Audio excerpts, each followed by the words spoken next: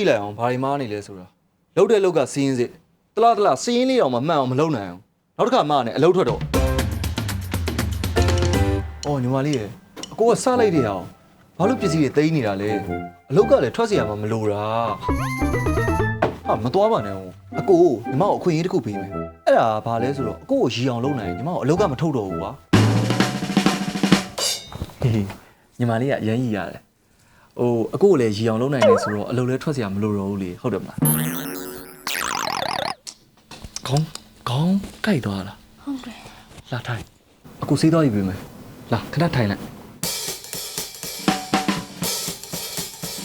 ထိုင်ခဏလေးပဲဆောင်နော်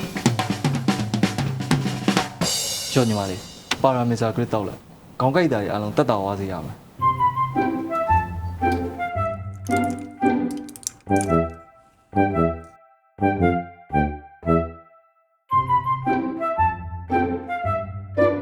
ညီမလေး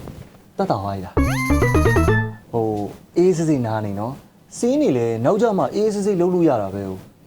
အဲ့ဆိုရင်တော့အခုထားခဲ့လိုက်တော့မယ်အခုစိတ်ကလေးတော့ပြန်ယူသွားမယ်နော်တော်သေးတာပေါ့ပါရာမီဇာဂရစ်လေးကဲသွားလို့